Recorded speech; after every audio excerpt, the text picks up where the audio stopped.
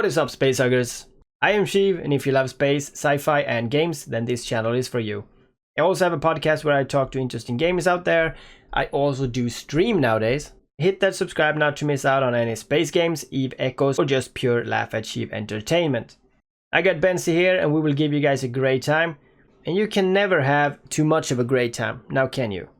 Join us as we talk about Eve echoes in general, but of course we will talk about the freighter event, because no one felt this as heartbreaking as the pilot Benzie himself. I did like the event, and to be honest, this event could have worked without even knowing anything where Benzie was, without any clues. But as I was having a great time on my stream, Benzie didn't. Connection issues, mic problems, and to be honest, I had problems even following him myself while I was streaming, hunting this yellow piñata. Captain, oh my captain. How about we start with how was the event from your end and what went wrong? Oh, crikey, there was so much that went wrong. So it has been a ridiculously disappointing experience for me. A lot of people may have noticed that I actually tried testing some streams about a month or so ago.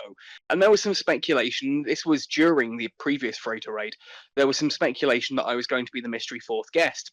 I wasn't at that time. I was genuinely just testing out streaming, seeing if it was something I could do. I've talked about wanting to just do some chill streams with the community, just to talk while I play the game and sort of have a almost Q&A session with people. So I'd been testing streams. Joseph approached me and asked if I'd be interested in running a future freighter raid, like in a month or so's time. And we did numerous tests. There were private tests. I did a couple of public tests, and everything always seemed to work fine. Then on the day, Tailless Fox groups up with me, jumps me out to Polaris, shoves me into a freighter, warps me to the gate, and says, "Right, let's go live." And so I went live, I said hello, and then literally everything started buffering, and just nothing was working anywhere.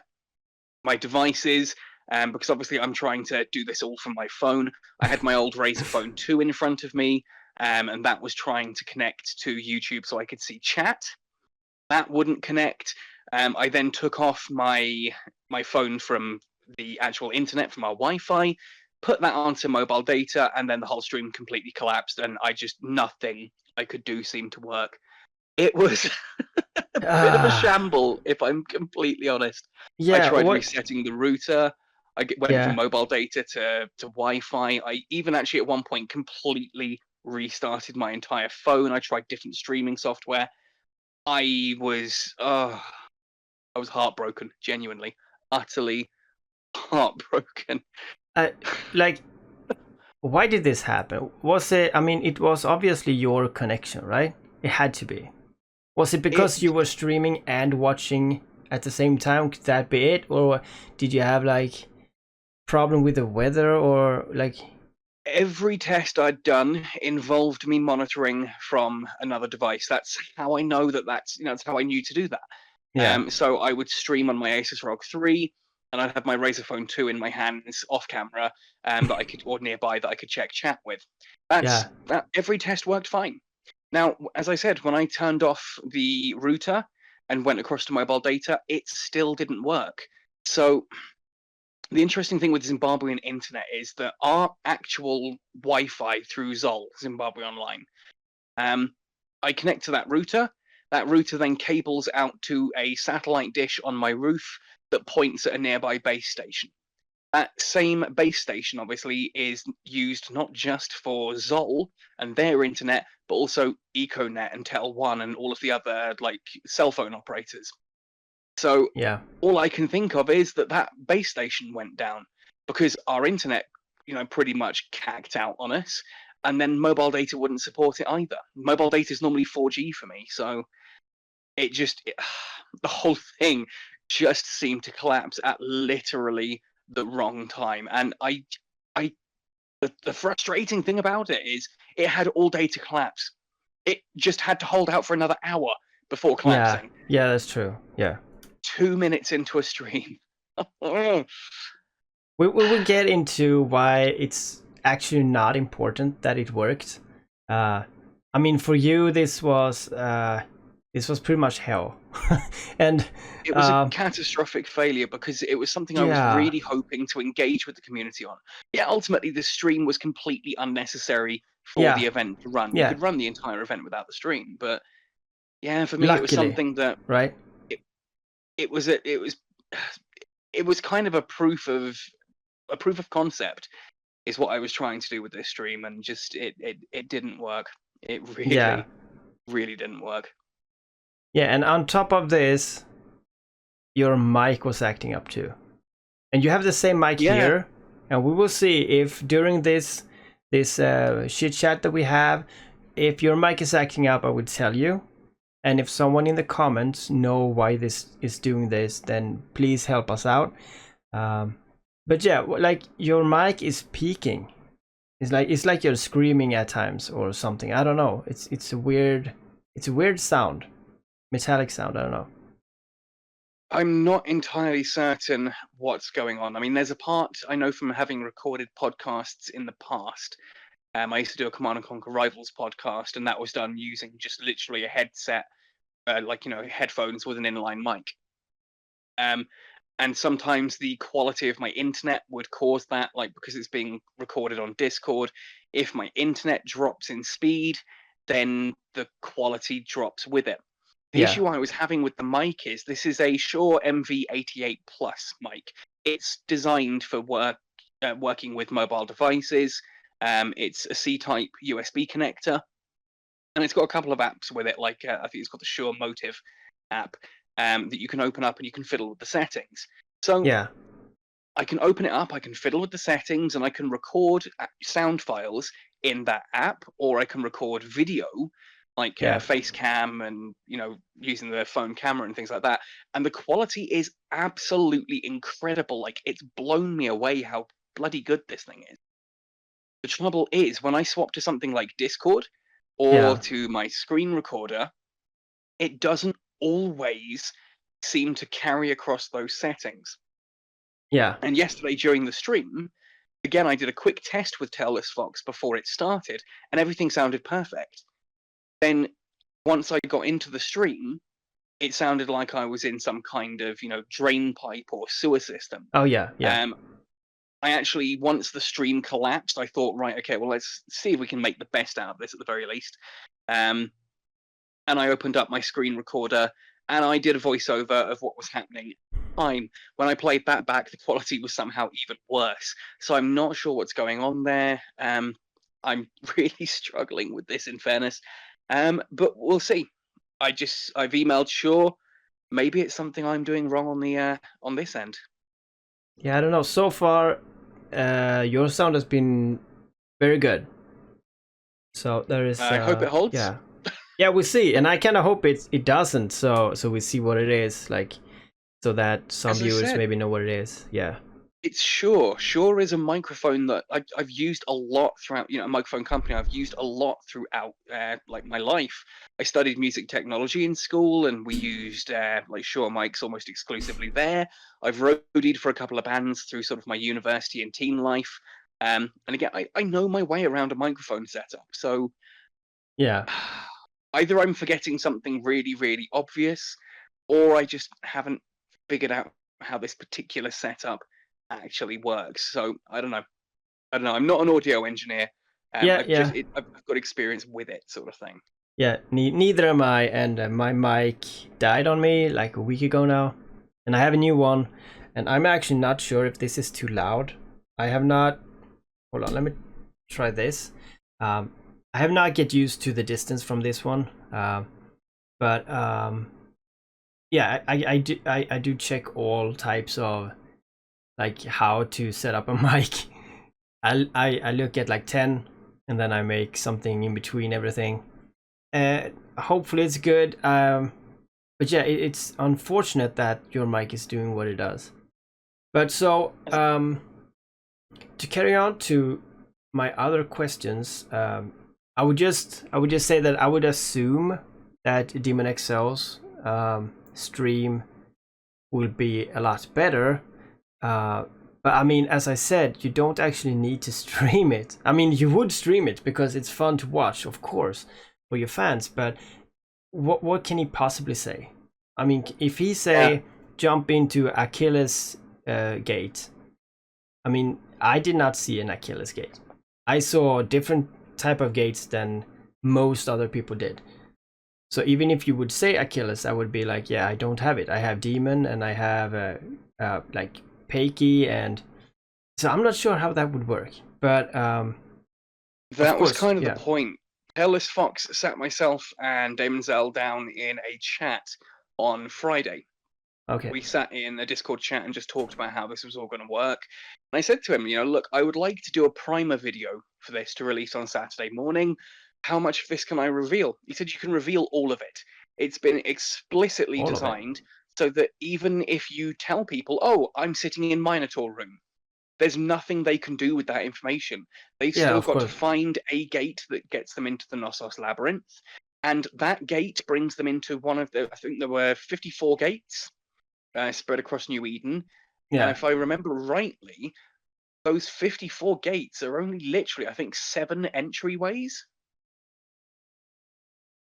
So from those 7 entry points, you've still got to figure out which of the rooms you go to from there, and then move 5 separate layers, apparently, to this. Oh, there were 5 layers.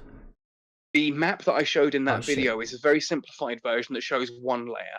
And I think it worked out 4, 12, 13 rooms shown. There are 67 rooms in there.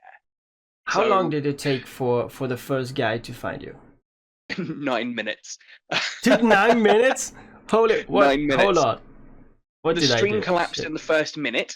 But as I said, I was recording from that point, and I will have a little video out that showcases how it all went down from my side, from the moment I'm inside the labyrinth.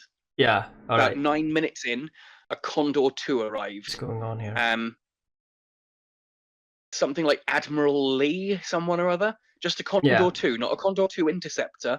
The Tech 4 Condor 2 was the first ship to find me and land on grid. And it took about another minute or two, and then a Condor Interceptor arrived. Then there was a Purifier and a couple of other interceptors and things suddenly all started showing up.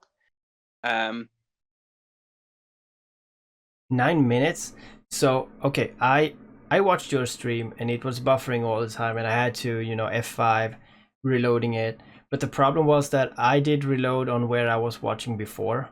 So yeah, it was 9 minutes. 9 minutes and that first Condor 2 found me, and within about 3 or 4 minutes after that, a whole load of their friends had arrived and were circling and orbiting me and beginning to bring me down. By the time I hit armor, we had a couple of different corporations and alliances arrive, and it was about the time I was hitting hull that the main group arrived, and there was, I think, about 30 or 40 people suddenly in system. We had some oracles, some myrmidons, some ships I really wasn't expecting to see, but the vast majority were, of course, interceptors. Yeah. Which I guess makes sense. I guess makes sense for an event like this. You want something fairly cheap, and you wanted something fast. But it was nice to see a couple of stealth bombers out there. The first proper use for a stealth bomber too. Yeah, that's true. A target that it can actually apply damage to. The killing blow, though, was the hilarious part to me. It was a girl from Honk. Oh. Who was it? In a Cyclone Guardian. Oh. And it was a 0% on the kill nail. 0%. Yeah. Not Cyclone Guardian, sorry, Cyclone Command. It showed up as 0% because obviously the damage that she had done was so little compared to how much EHP the freighter had. It may have been the final damage, but it's not enough to even constitute 1%. But that's hey, true. There we go. Those are the rules, and she got her loot, and yeah. Oh, that's good. But yeah, so the event started at on my time 7, and you died 9/7, or did you die No, 9 was when I was found, and 9 minutes later was when I was found. So 1700. You were found 9. Yeah, of course. Okay. I was found at 1709, and the kill mail, the actual ship, the destruction was at 1727. So it took 9 minutes to find me, and then 21 minutes to actually kill me. Okay, so I was in the maze when you died, but they found you after 9 minutes, and then I was not even in the maze after 9 minutes. I think I got into the maze 20 minutes or something in. But it's not too bad. I mean, if I would have found you, then I would have seen you go down. There's a part of me wishes that they had actually they had created the gates like earlier in the day so that people could find those and prepare to enter them. I think there was a lot of luck of if you happened to be in a system where a gate spawned, and one of them spawned in Jita, of all places. So we had a lot of players just jump into the labyrinth from Jita. But if we did it again, I'd like to see that those spawn maybe the entire day before, so people can start scanning them, finding out where they all are, and you can actually get some nice fights over the gates before they even open. They just open and become available to use. That would be crazy. Just imagine like the whole place was blue when I jumped in. I saw blue people all over, and so for me it was pretty safe. I was in a Phantasm, and I mean I was prepared to lose it, but it was very, very safe. But imagine if everyone can just be ready for it and jump in, we would have the biggest fight ever. I'm not sure if that would have worked.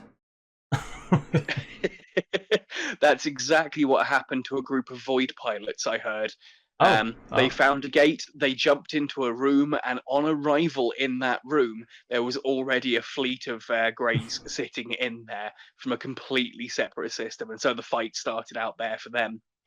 That's cool. That's cool. But yeah, Honk got the killing blow. It was ZLP, DONS, and a couple of others, or DNOD or something like that, that were there and managed to grab a whole bunch of the loot. Yeah. There was a purple, 2 of the purples dropped, which was pretty cool. A large pulse laser and a large armor repairer. The pulse laser I've already seen on the market, so whoever got that is selling it. How much was it? I don't honestly know. It was a contract. Yeah, it was a contract, right? And the guy was saying sort of like, DM me. Yeah, I did DM him. He didn't reply to me. Can you imagine having a ship that has one purple pulse laser? No. Like, this feels weird. Yeah, this is a great segue because I have questions about the loot, right? So yeah, go for it. Yeah. So the idea that we were supposed to get purple loot, I mean, that's fine. In the beginning, they didn't even drop and all that bad stuff that happened. But like now we actually do get the drop. And I did see that there were a repairer, like a repairer, armor repairer that dropped. I'm not sure what the name was. And I think that's purple armor rep dropped. Yeah, and that's a very good drop. But like a pulse laser or any gun that you need 8 or 6, like who? I did have this talk to some people in my on my Discord, and I said who plays EVE Echoes and don't stack their guns, and someone said, well, I stack mine at 2s, like in 2s when I do PvE.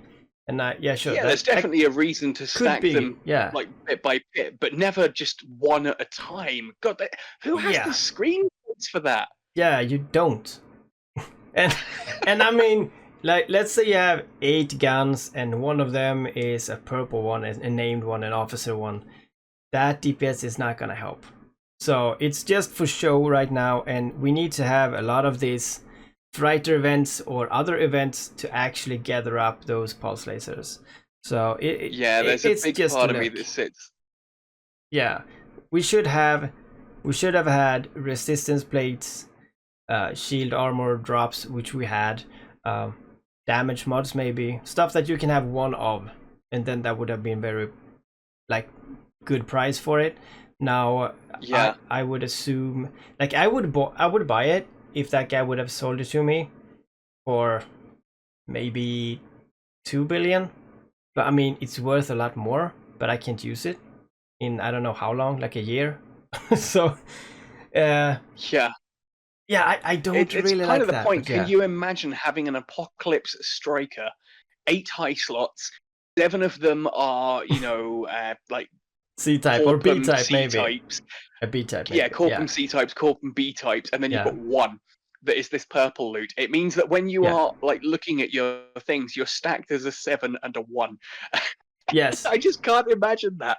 No, And yeah, it's you're bad. quite right. The DPS just isn't overly exciting. Like, it looks awesome to sit there and say, "Oh, I've got a purple module," but Yeah. yeah, it's maybe a 2% DPS increase over the 1 laser you've got. So across your entire DPS thing, it's almost nothing. Yeah, It's it is. almost nothing. I Yeah. agree.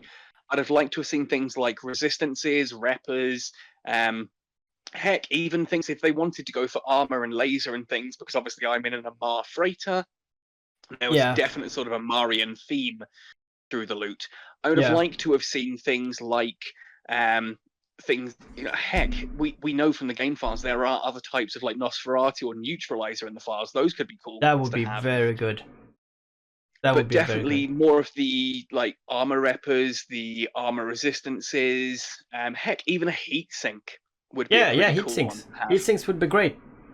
I don't know if you noticed as well, though, one of the biggest problems with the loot, I didn't cordon onto it until I was having a conversation in the official Eve Echoes Discord Yeah. after the event.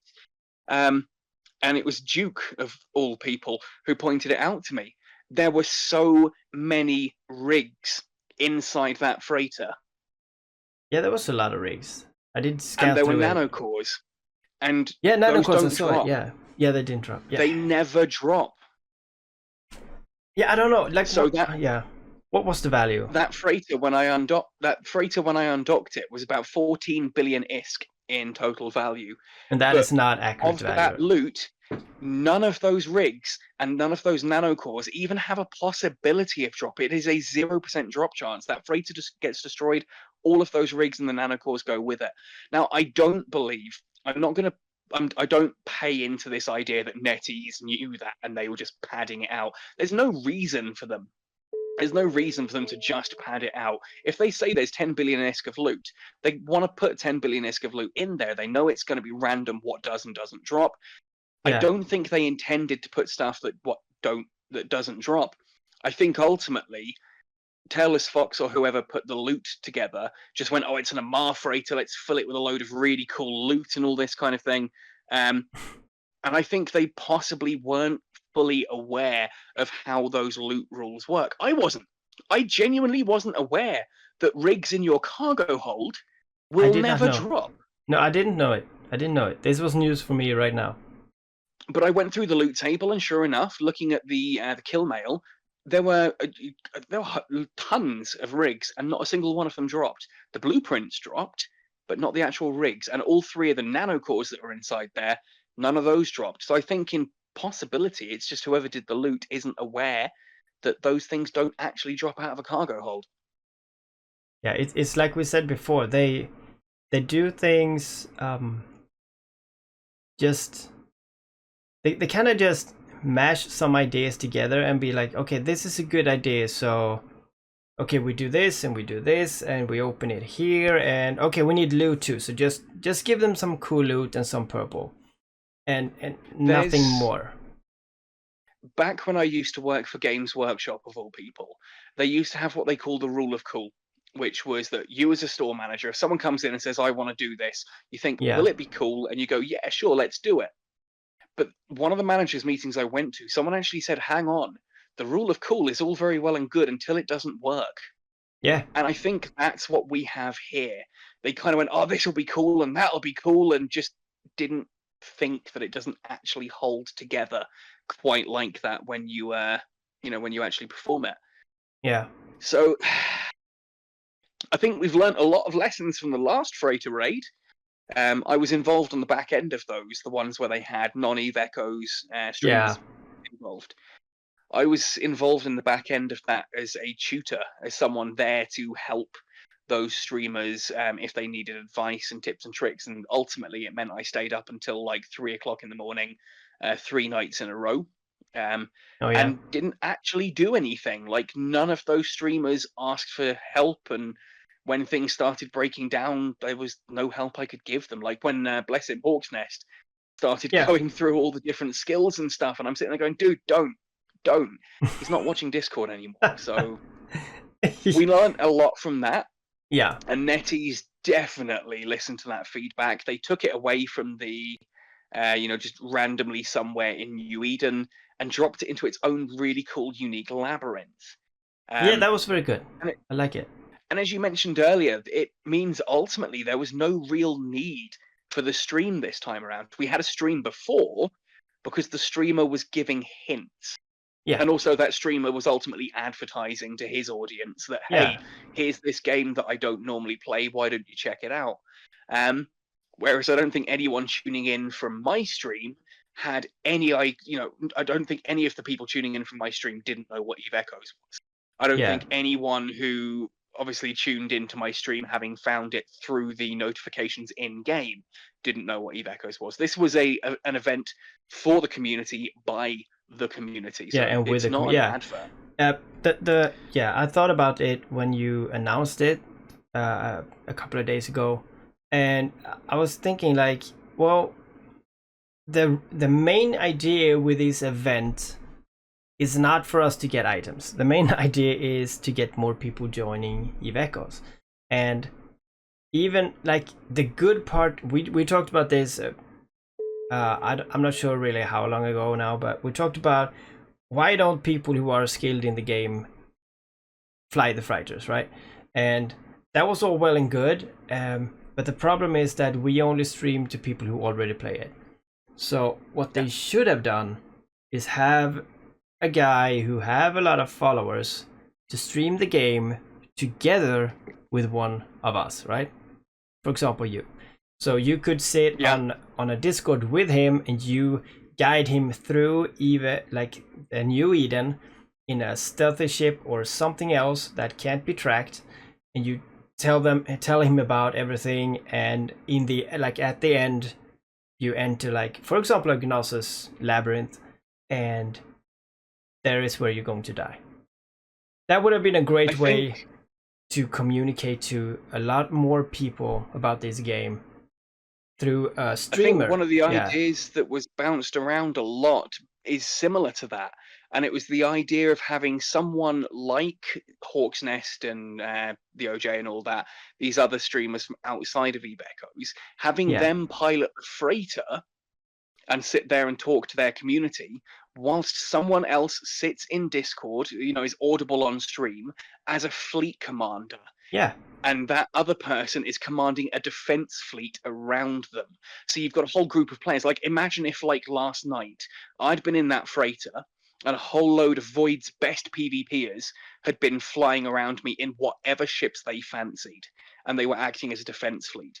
Now imagine that I'm not an Eve Echo streamer, and the person who is leading that fleet is, you've got both sides of the community, you've got all these new people watching this freighter, and the guy who's commanding the freighter doesn't actually have to do anything. He's just going to sit he's just along for his the community ride and be entertaining. Yeah. The fleet commander is showcasing that, look at this, we've got an awesome big spaceship battle happening, and here's all the tactics, and they're just showcasing some really cool stuff in the background. That would have been my perfect That would have been very good. That was a good one. Yeah. Just imagine that streamer would be like, oh, we're gonna play Eve Echoes, right, boys? And I'm not actually gonna do anything, but we're gonna be here in the center and see all this play out, and we will hear these commanders talk, and that would be very cool for new people just to listen to and watch and be like, this is insane. Like, look what's happening here. And that would be very good. That's a good one. As weird as it sounds, it's actually what really got me into EVE Online back in the day. I was talking to a friend of mine about EVE Online in general. Like, he'd been, saying, oh, I play this a lot. Do you want to get involved? And I sat down and watched one of the trailers for EVE Online. It was, I can't remember which era it was, but it was a guy, you can hear them talking in a headset, and they're actually, communicating. Yeah. Which one is communicating. They're communicating like they're actually, pilots talking to each other. Yeah. It's almost in character communication and with sort of almost a bit of radio static on the comms, and it just sounded so cool. And that was me hooked.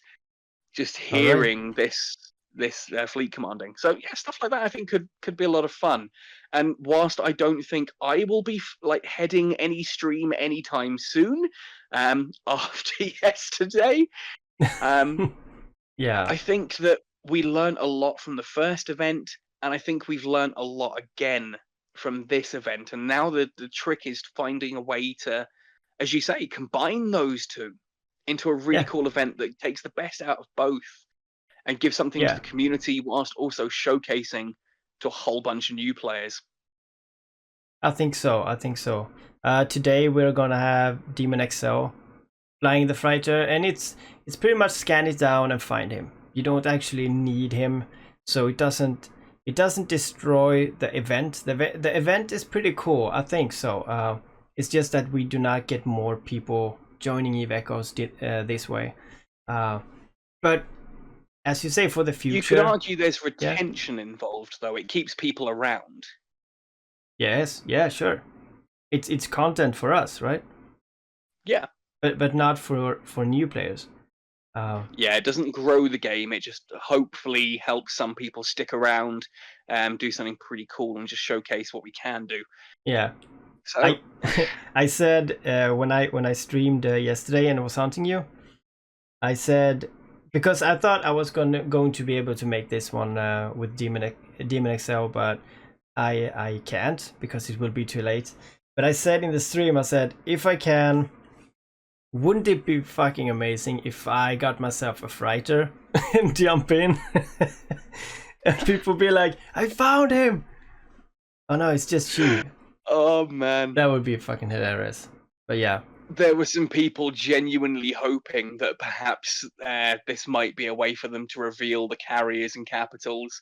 That they were going to jump in on me in the freighter, and Tailless Fox was going to, uncloak a carrier in that room with me or something. I mean, I don't know if you saw at the very beginning of the stream before everything went to hell, when I was in the dev system of Polaris, there was another person in local, which was Tailless Fox. And that caused so much paranoia. They were like, oh my god, there's someone else in local with him. It's not just the freighter. It's not just the freighter, guys. Of course, it was just the freighter. But so can you imagine? Yeah, that would be great. But I still think that, like, now when they're releasing some named drops, we talked about this also before off screen. How about releasing some officer spawns and faction spawns now? I mean, we need to be able to find these faction mods so we can actually combine it and make it working for so we get all the lasers and stuff.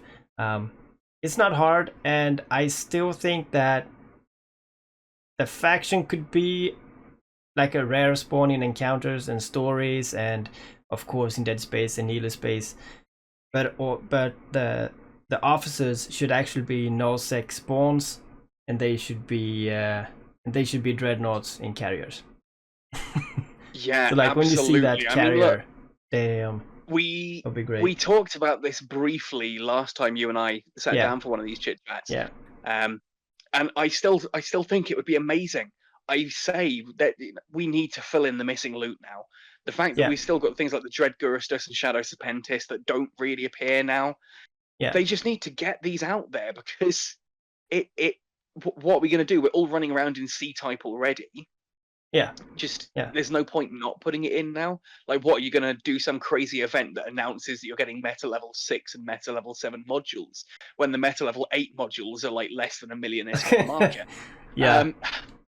But there's what you've just said there is, to me, perfect. That would be an excellent way to do it. Have these officers spawn as rare spawns all over the place. I can see the complaints. There's always complaints.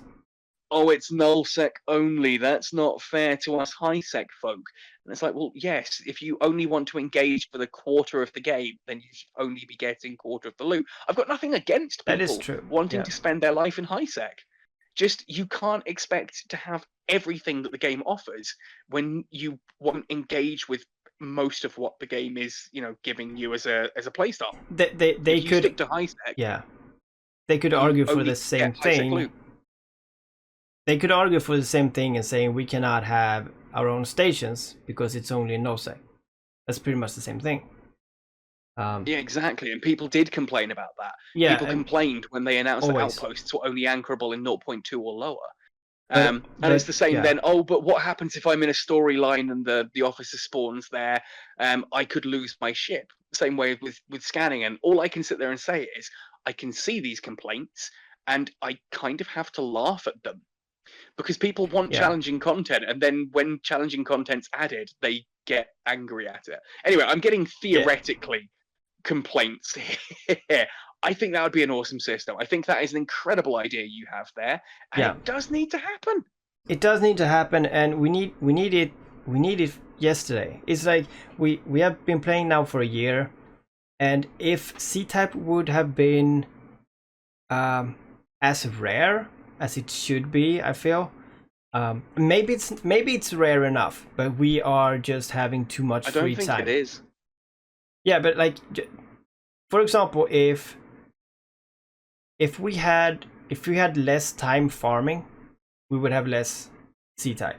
But right now we have a lot of time to farm, and the spawn is. I mean, we're finding dead space, needle space all the time. The loot always have pretty. I'm not sure, but I think the drop rate and the spawn rate is way too high, and if we're gonna lower that, then people are gonna lose their minds. So what they have to do is actually amp up the C-types in damage, and amp up the faction, like the Gristas, in damage compared to the MK9, and they have to. Oh shit! I don't know. I'm not the damage sure in that how is to actually okay, because there's not all the that. damage is good, but if you look at the difference between a Gisty C-type small autocannon and a criminal C-type small criminal C-type, and a criminal small autocannon, there's really not that much in it. If you fit out something like a Slasher 2 Interceptor with just criminals, which are the meta level 8s, the greens, the DPS compared to full Gisty isn't actually all that different. And then you go from Gisty C-type to B-type to A-type to X-type. Have you ever seen anyone go around in full B-type, let alone A-type or X-type?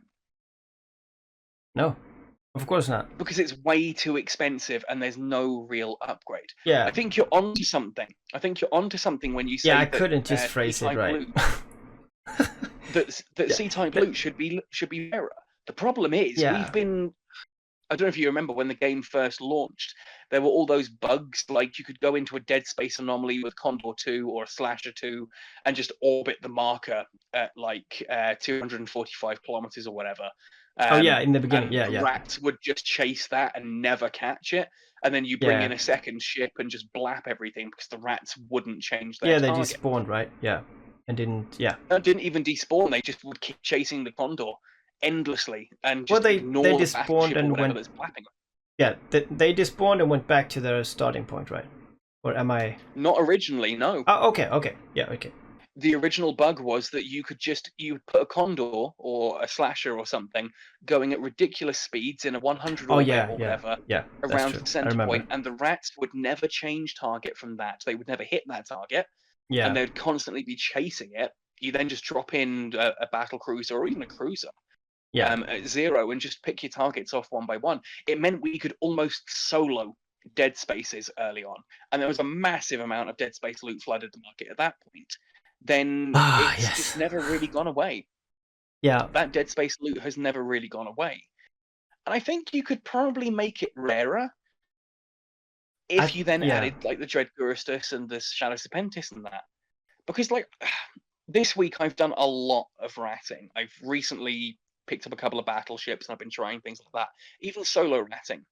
And I come out of a Tech 10 Scout or a Tech 10 Inquisitor or something that I've done on my own in a battleship. Yeah. And I've got a load of Republic fleet loot. And it's just not exciting. No, it's not. No. There's all of this meta level 8 stuff from the storyline crates and that is just flooded the market, and there's all this C type that has just flooded the market.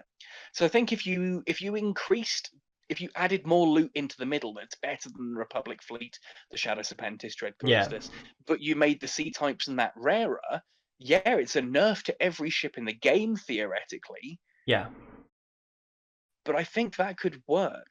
It could work. Yeah.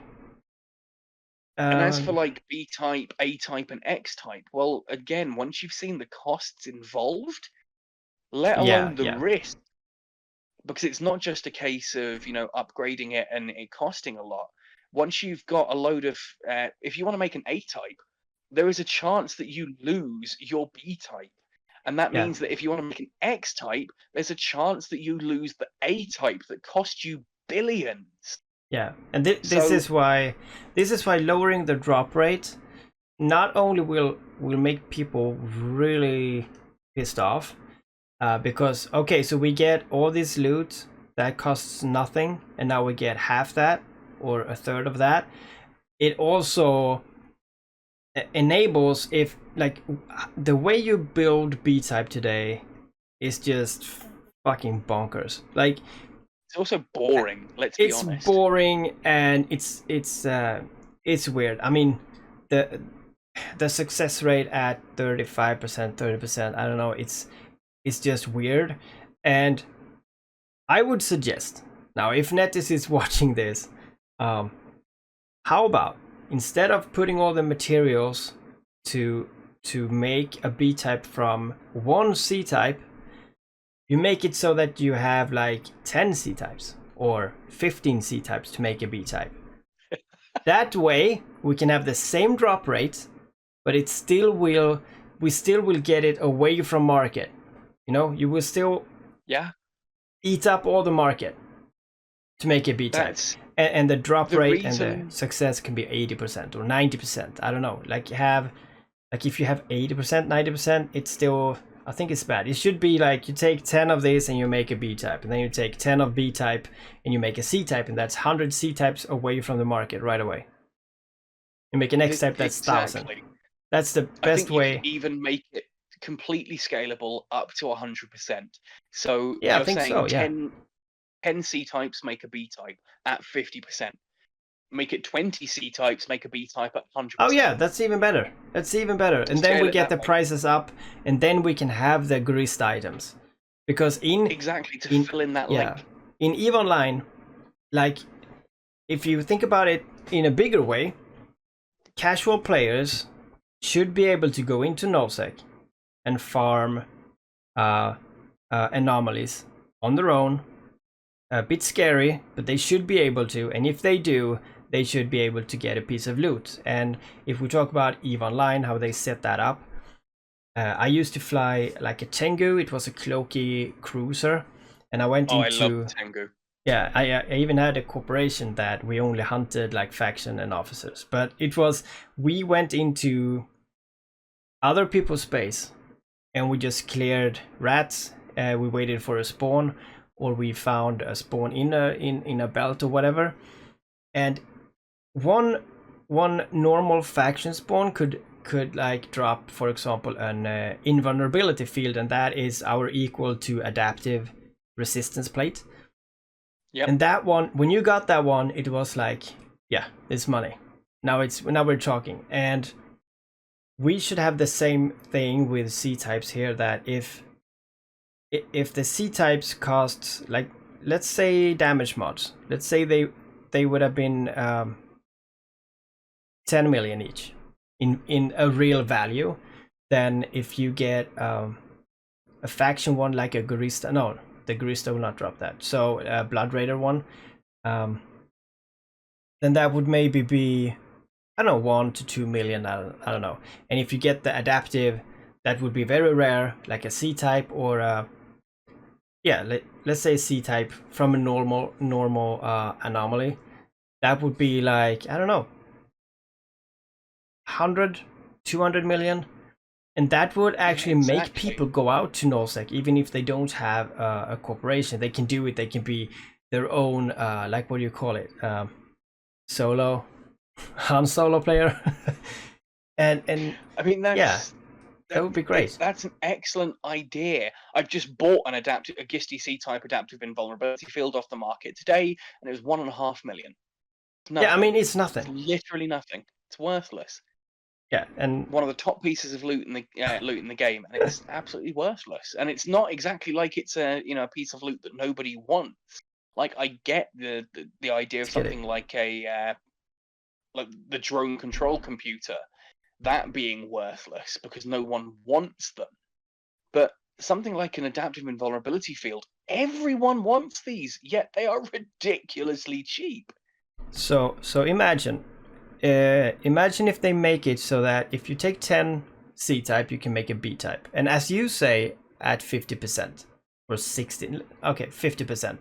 If you want 100%, you do double that.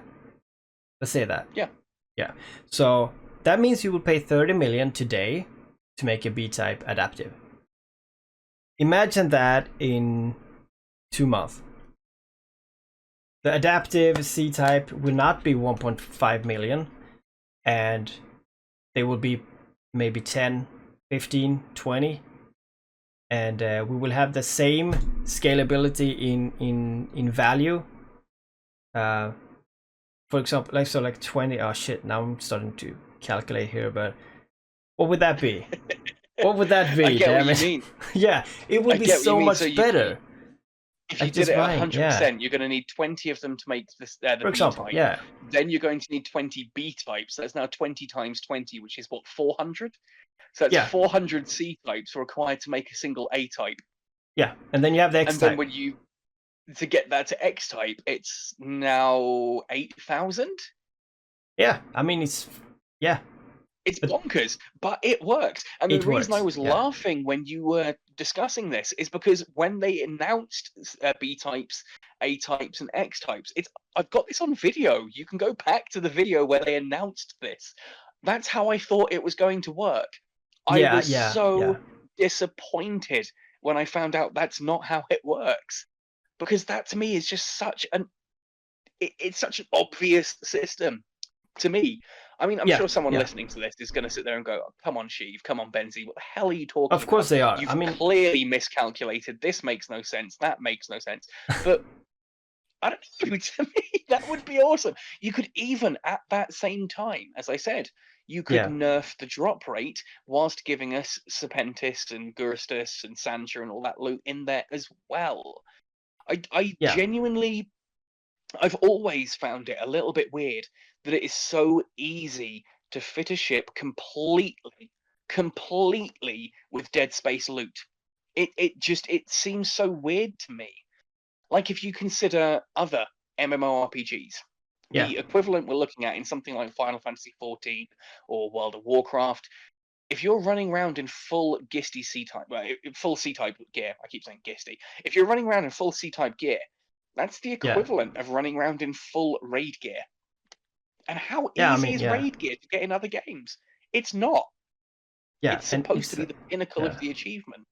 And and like, we have an issue. Everyone knows we have an issue. But it's not just that the stuff is cheap. It's just that we also need a solution for the faction, like the faction drops. They will never be able to put in Garista's Weber or something like that, the way it looks like now. But if we do it in this way, then they could actually launch that idea. Like, this is what you need to do to make a B-type. And we also unleashes the faction spawns and the officer spawns. Like, the officer spawns is bonus, of course. We don't need it really right now, but the faction spawns we need, and we need the merging changes.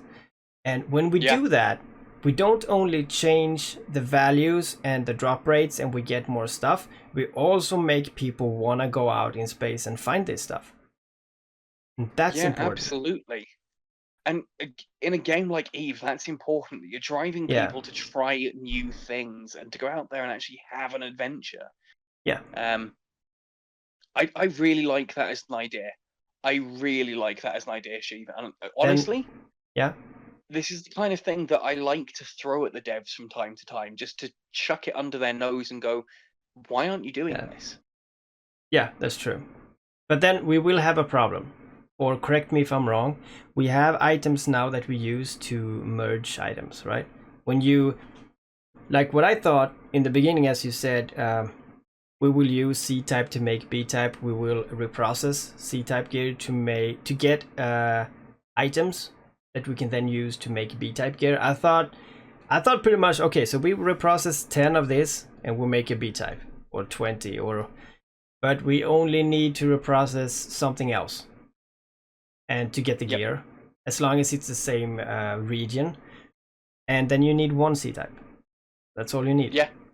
And you're upgrading that C-type into a B-type using other pieces of loot. Yes. Yeah. So there now are ways to easily game the system.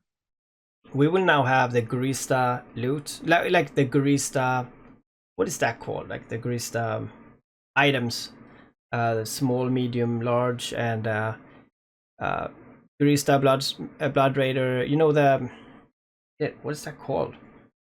It's the reprocessed material, Empire, right? From C-type. Yeah. So how about because we will have that still, and those will be useless unless we have them for the faction items, the Gurista webbers and stuff. So I don't know, like I'm not sure how to implement that. I haven't thought about it, but somehow maybe we can build something with that instead of using it for the courses we do today.